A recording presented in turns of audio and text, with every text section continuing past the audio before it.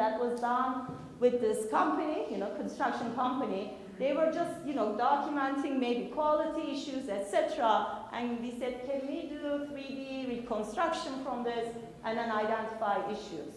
Well, hopefully you can easily understand the issues here.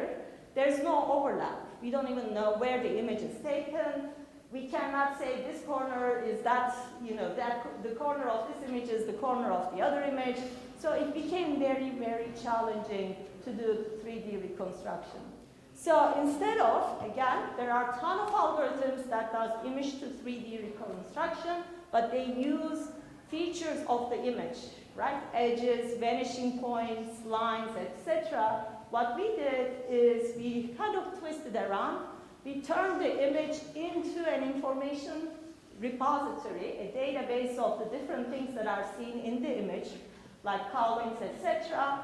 And then we use that as a way to locate where the image is taken and then do analysis. Buna da basabilir misiniz?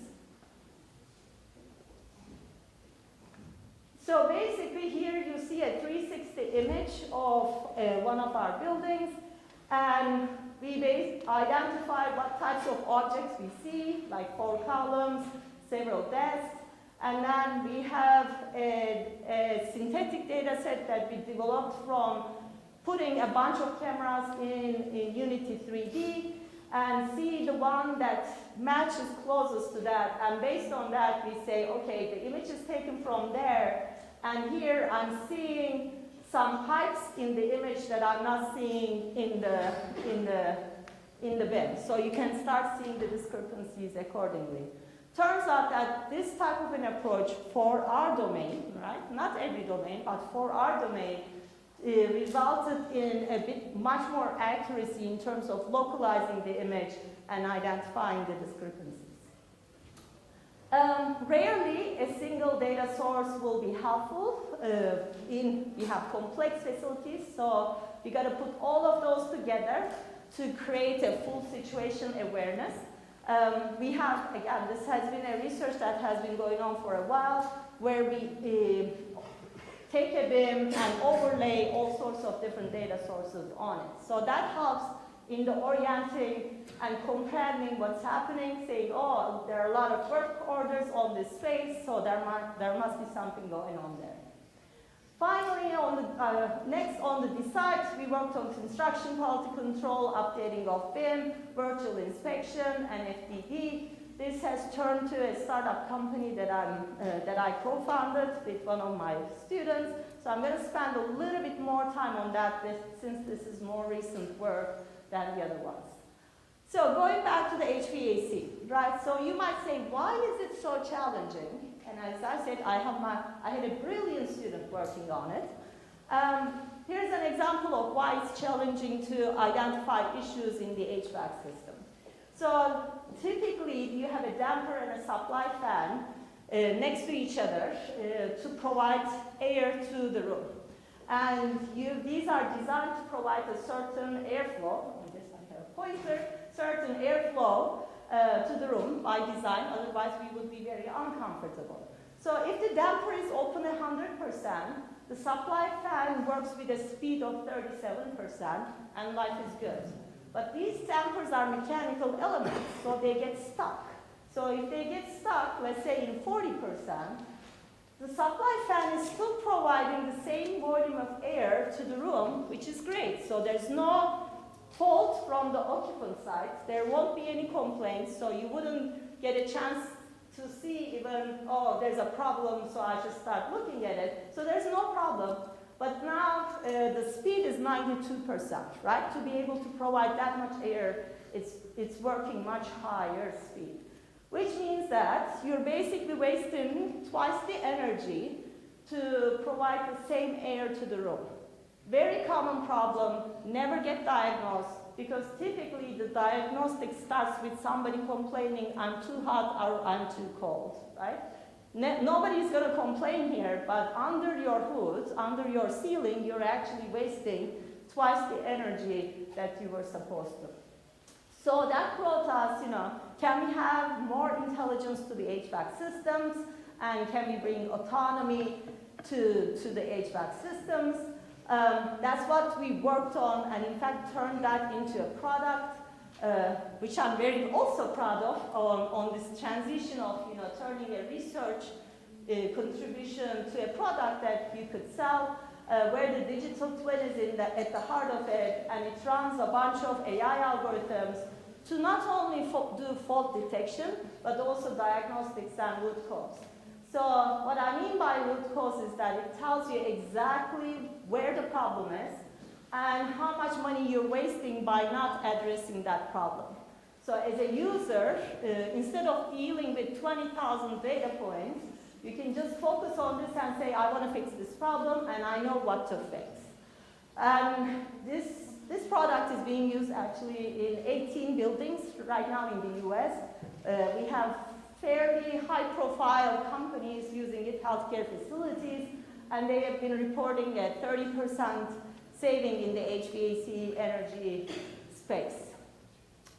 The other aspect is that when you get a data like that, sometimes the people don't believe the data. AI is black box, right? We talk about that. But when you click on any of the faults, it tells you exactly where the fault got detected and how it got detected. So you can see the source data to act on it. And then to fully close the autonomy, right? So we are coming closer to more and more to autonomy as we go forward. We're working on two projects. One is the autocorrection of sensor failures. So can the HVAC system self-heal and autonomously correct their faults? Ongoing project. The other ongoing project is grid interactive energy efficient buildings. So if the building knows their energy usage, how does it interact with the grid in an active way, right? Saying, oh, I can shut off this, I can turn off my VAV box a little bit, and through that, turns out to be, right now it is the topic in the US, because everybody wants the grid to be much more smarter, and this grid efficient buildings are about, the industry is about $100 to $200 billion in the US. So far, every building in the grid is noded as a single node with a black box. But our buildings are complex, right? We can't be just a single node. So what we're trying to do is bring transparency to that node and make the building autonomously interact with the grid.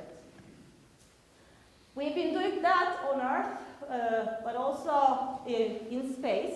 NASA realized that civil engineers figured this out on Earth, right, the smart buildings on Earth, and they contacted and said, can you guys do it on space? So we're part of a team where we're working on providing smart habitats for space. This is, talking about collaboration, right? 6 or 7 universities come together with the goal of developing a smart habitat that will be semi-autonomous and on the space.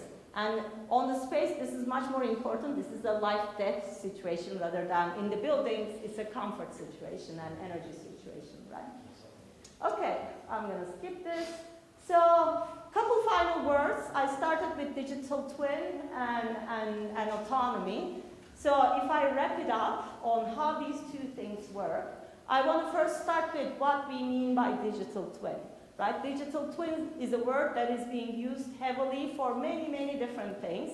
Depends on the industry. It sometimes means simulation models. It sometimes I hear BIM is now turned into digital twin. Well, this is our definition. We don't quite agree with any of them at this point. We basically provided, I wouldn't say just our definition, but looking at all the literature, this is the definition that we use when it comes to digital twin. So to have a digital twin, you gotta have a physical entity, right? So you have a building, etc. We have been doing digital models forever, right? We have done Revit, we have simulation models. These things exist. That doesn't mean they're digital twin. For this to occur, digital twin to occur, there needs to be a connection between the physical world to the digital model.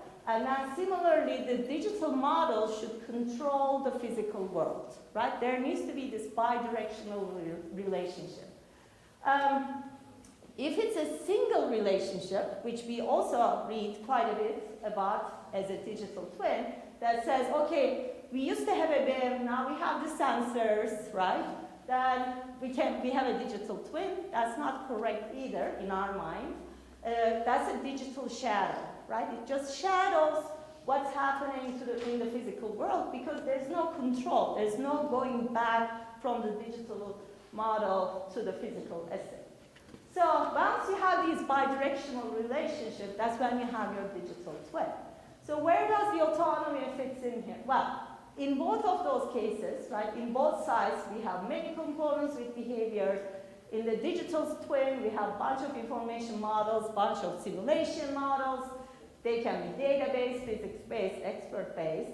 And autonomy are a bunch of agents that are in between, right? Autonomous agents that provide basically certain autonomy to certain components. We can't have a single agent that does everything for the whole building. Like we can have an HVAC diagnostic agent, and those are running the OODA loop. For these OODA loop to run, they need data, right, from the digital twin, and some of that data can be easy by asking the federated information model to tell something, but some of them, they need some what-if analysis to be able to do the right controls, and that's when the simulation engine comes in.